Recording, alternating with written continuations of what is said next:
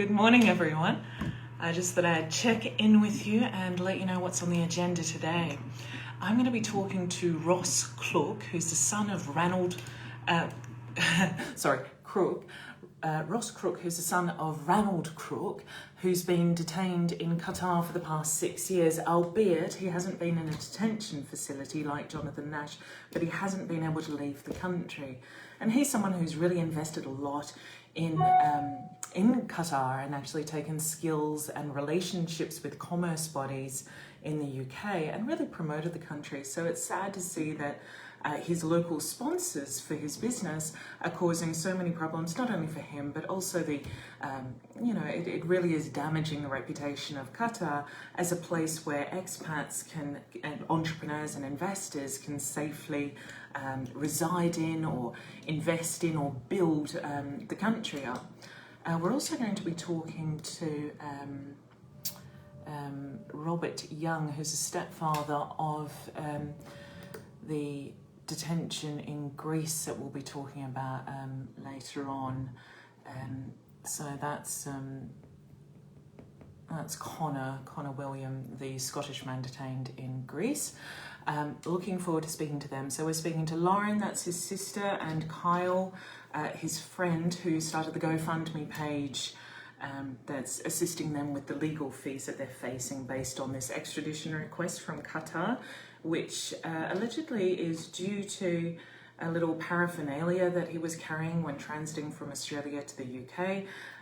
It's a herb grinder, but the Qatari authorities labelled it as a marijuana grinder and then have later accused him in the documents that I've now seen, the Interpol Red Notice, as having carried hemp oil, which is obviously a health product. He didn't have it, so that's the funny thing. But even if he did, we're talking about a health product that has no effect on the humans whatsoever. And I quite enjoy it. It's rich in omega-3s and 6s. But anyway, he's been accused of having hemp oil. Obviously, this is not a crime in Greece. And the Greek authorities have reviewed this red notice, which says that he was carrying hemp oil. And knowing that that's not a crime in Greece, it seems strange that the prosecutor has opted to push for his bail to be denied, because frankly, if it's not a crime in Greece, he doesn't really pose a threat to anyone in Greece. The worst case scenario is that he escapes and goes back to Scotland, where he could also be extradited. So it seems strange and more diplomatic that the Greek prosecutor has actually pushed for his ongoing detention. So he's going to be facing another hearing in 3 weeks' time. This is standard practice anyway when someone is arrested for another country on an extradition request. So he's going to be, in 3 weeks' time, facing another appointment with the judge. If in that time Qatar does not present evidence sufficient to proceed to the next phase, phase 2, then at that point he would be released and able to leave the country. If they present evidence that's sufficient to allow it to at least go to the next hearing, then we would hope at this point that bail is granted. But in any case, as you can see, it doesn't pass the dual criminality requirement that Greece has with anyone who's going to face extradition. And furthermore, it would be unlikely that Greece would extradite him. They haven't extradited anyone else. Any of our other clients who have been arrested there have been ultimately able to return to the UK. So we're very confident on that. However, the fact is, if he's released at the next hearing, it means that he's spent a whole month in detention. If he's released ultimately, if it goes to the phase 2 and he's released after that, where they rule that this Interpol Red Notice is an abuse of process, it means he's been detained 4 months. So either way, these arrests on the basis of a Middle Eastern country really have to stop. And that's why we founded IPEX, which is Interpol and Extradition Reform. We want to lobby not just Interpol to reform, because obviously they have no incentive at the moment. People have to litigate against them and they need to be on the other end of judgment, ordering them to pay for them to ultimately change or come under pressure from a government. So yes, Interpol needs to reform, but also individual countries need to review the way that they approach Interpol Red Notice procedures and extradition procedures. Historically, these kind of extradition requests were really for more serious crimes. They could be drugs, they could be murder, terrorism, this kind of more serious crime, and therefore you would think that a country wouldn't want to give them bail. They pose a genuine risk to society. But the fact is, Interpol has let numerous countries into their membership. They're African countries, Asian countries, and Middle Eastern countries, and we have Russia and China, top abusers. We have Turkey and obviously Qatar and the UAE and Saudi. So we have all of these countries who are members of Interpol, who are able to report anyone they want, whether it's for political reasons, absolutely anything. And Interpol will take that report and they will send it to all the other countries, all of the member countries. They will send this Interpol Red Notice. And with that notice comes a request to arrest that person and hold them, detain them, pending extradition proceedings. And they're asking that people be detained like Connor for allegedly carrying hemp oil. They're asking for people who have credit card debt to be detained. They're asking for people who have offended someone or have written an article that didn't go down very favourably with an oppressive country. So they're asking for normal people to be arrested that wouldn't otherwise be arrested in any Western country for sure, any country that values free speech or has due process. So Interpol is requesting the arrest of these people, and because of our relationship with Interpol, we're actually complying with this. We're arresting these people and detaining them, as we're seeing right now in Greece, detaining them without trial, without question of the Red Notice, without an analysis of what country has requested this detention. Is it a country whose request we should be respecting? So we're just complying with what agreements have been made diplomatically. Let's say Greece has made a diplomatic agreement with Qatar, an extradition agreement. Even if there is no genuine intent to ever facilitate an extradition, that's been made at the government level.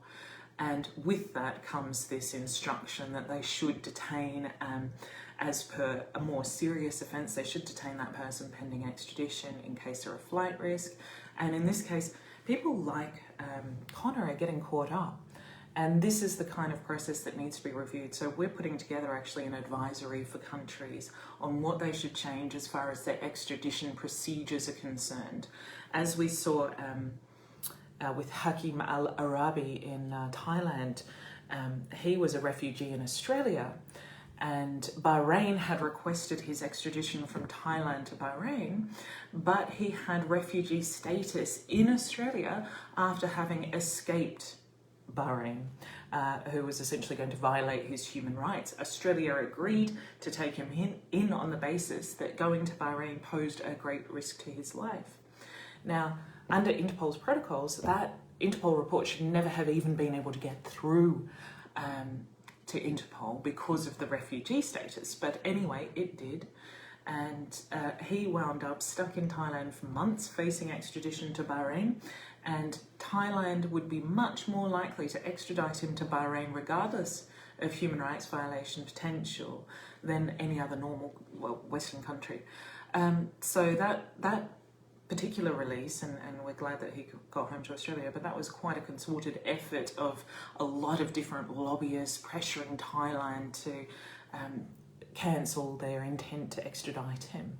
So it's these kind of processes that can leave people detained for months, potentially subject to extradition, but even if not subject to extradition, in the end, they've been subject to months, if not years, of detention. And we actually had a British national quite a while ago now, but he was detained in Thailand on the basis of a UAE Interpol Red Notice, and he agreed on the advice of British government to actually surrender himself eventually to extradition to the UAE. He'd already completed 2 years of his sentence basically in waiting in Thailand, and that had diplomatically been agreed to remove that 2 years or have it count towards whatever he would serve in the UAE.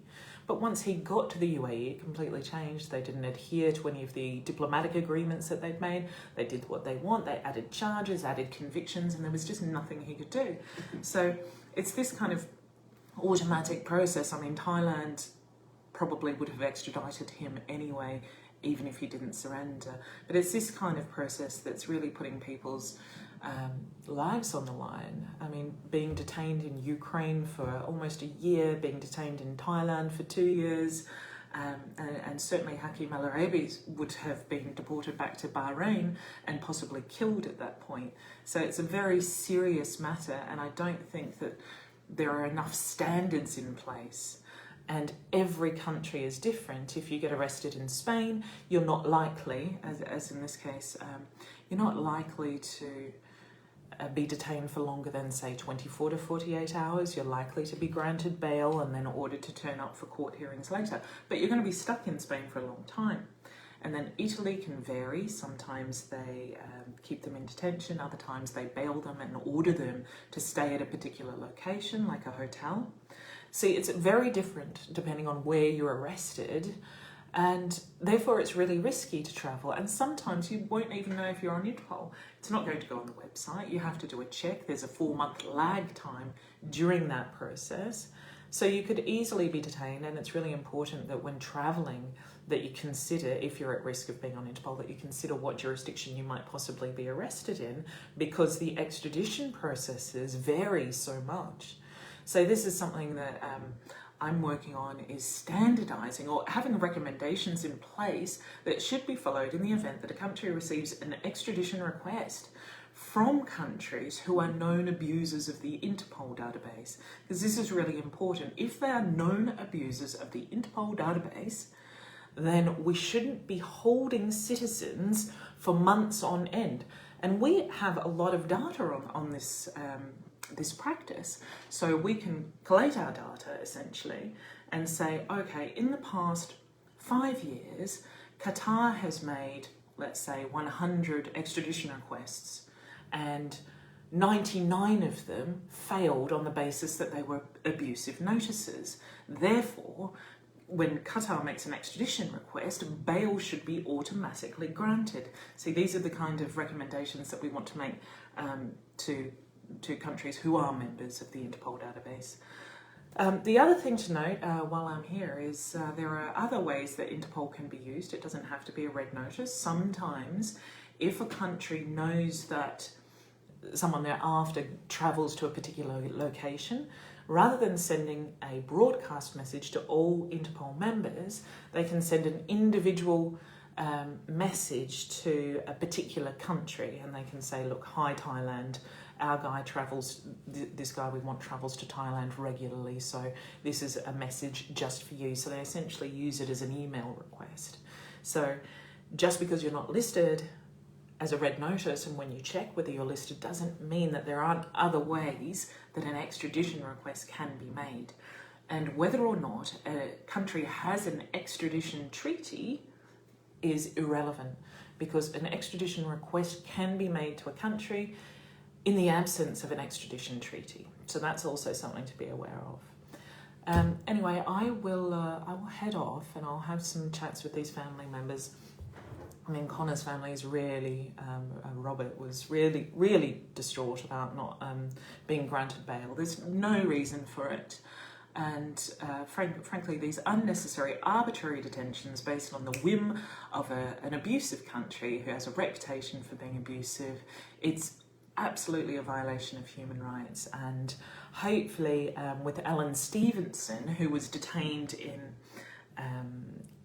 Czech, they actually ruled that his detention there was a violation of human rights, and he's eligible for compensation from the Czech authorities.